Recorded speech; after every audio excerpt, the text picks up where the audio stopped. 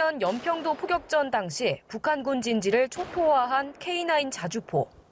국산 명품 무기로 세계 시장에서 성능을 인정받은 K9 자주포가 10년간의 두드림 끝에 호주 수출을 앞두게 됐습니다.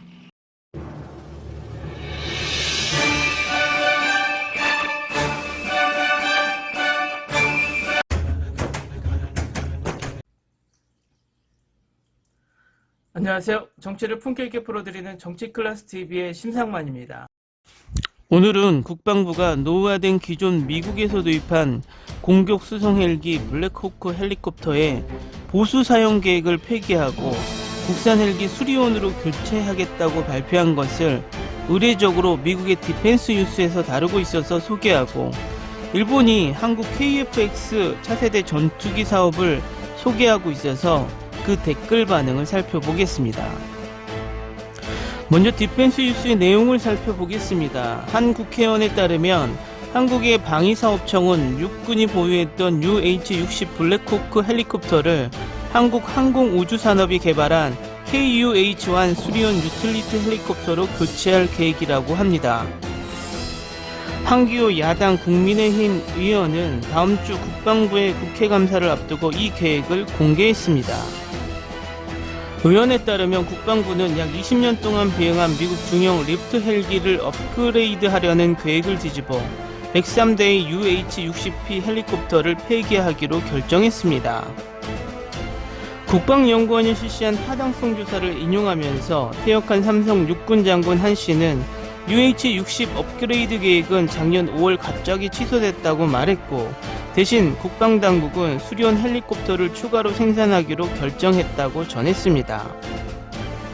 연구에 따르면 수리온 병력 수송 헬리콥터 약 130대를 생산하는데 약 3조 3천억 원이 들 것으로 예상되는데, 이는 UH-60 업그레이드 가격보다 5배 이상 높은 가격입니다. UH-60 블랙호크에 비해 KUH-1 수리온은 비행시간이 84%, 비행거리는 83%입니다. 수리온은 9명의 병력을 수용할 수 있지만 블랙호크는 11명의 병력을 수용할 수 있습니다. 성능과 비용의 차이에도 불구하고 국방부는 현지에서 헬기를 생산하는 경제적 이익을 우선시했다고 의원은 말했습니다.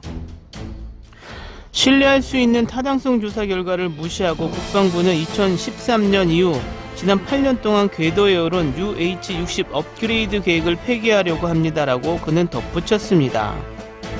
쌍발 엔진 KUH-1은 지난 2009년 한국 항공우주산업과 에어버스 헬리콥터가 공동 개발하여 수십 년간 운용해온 노후화된 UH-1H와 500MD를 대체했습니다.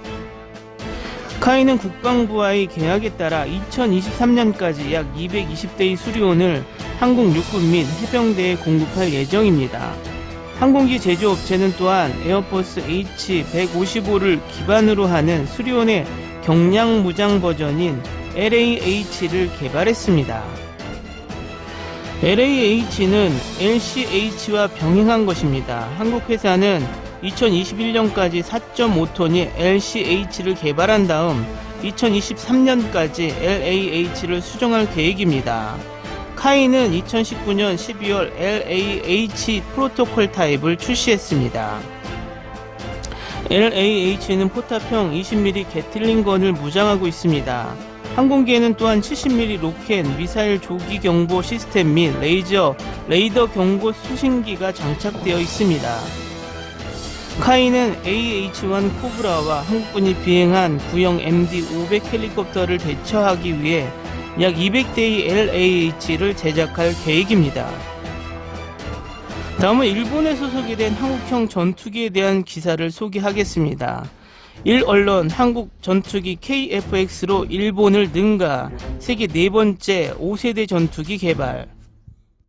한국 전투기 KF-X로 일본보다 앞선다. 세계 4번째로 제5세대기 전투기를 개발한 나라로 F-35A보다 빠르지만 스텔스 기능은 없음.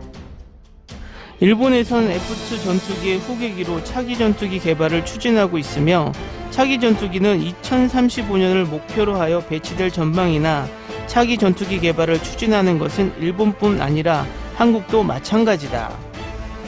중국 매체 백가호는 11일 한국 항공우주산업의 차세대 전투기 개발의 순조로움과 함께 KF-X 시제기 조립이 2021년 상반기 중에라도 완성될 가능성이 있다고 전했다.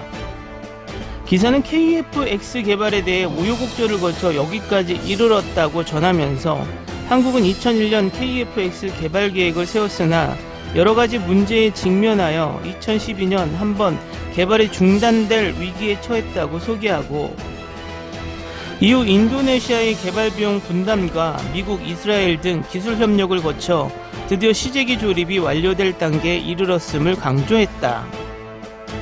이어서 KF-X는 2022년 첫 비행을 할 계획이며 2026년에는 한국 및 인도네시아에 배치될 것이라고 전하고, 레이더는 한국이 개발한 A사 레이더가 탑재되나 엔진은 미 지휘항공의 F414 엔진이 들어가는 등 탑재되는 기술의 많은 부분을 타국에서 조달하는 것으로 해결하고 있다고 기술했다.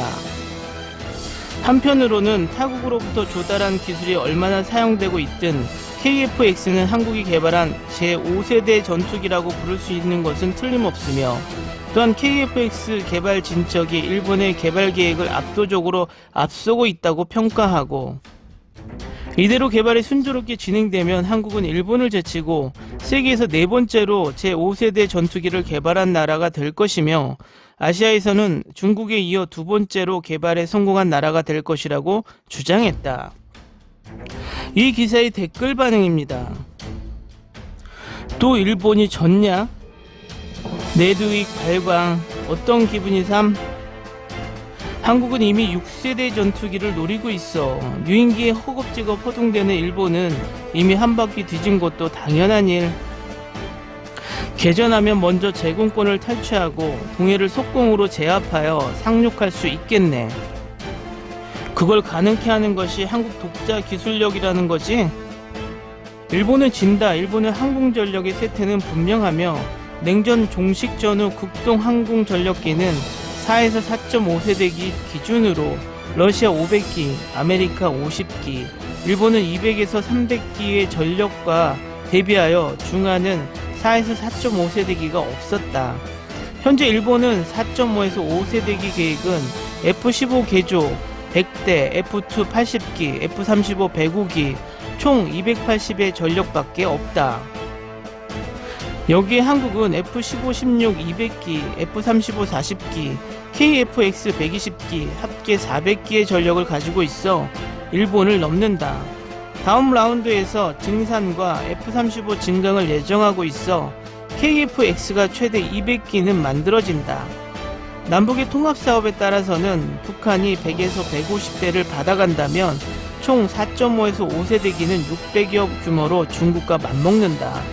중국의 쓰레기 J-10과 J-11은 KF-X를 압도할 수 있어 남북한이 극동 최대의 항공력을 가진다.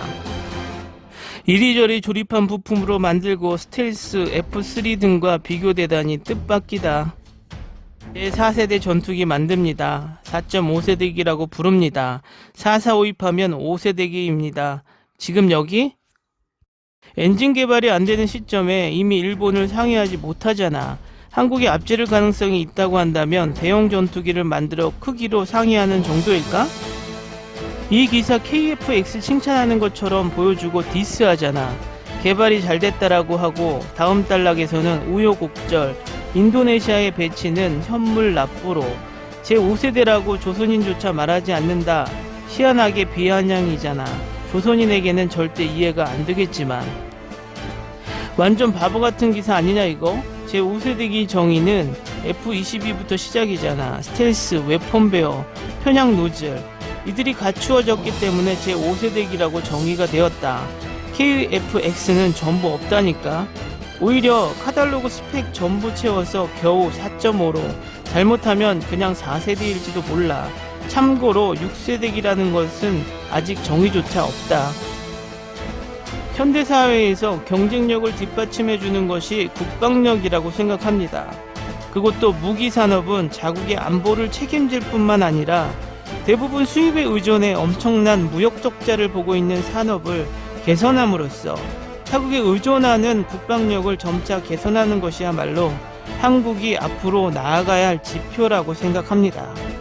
오늘은 여기까지 하겠습니다. 오늘도 강화된 사회적 거리두기 꼭 실천합시다. 여러분의 구독과 좋아요는 저에게 큰 힘이 됩니다. 항상 시청해 주셔서 고맙습니다.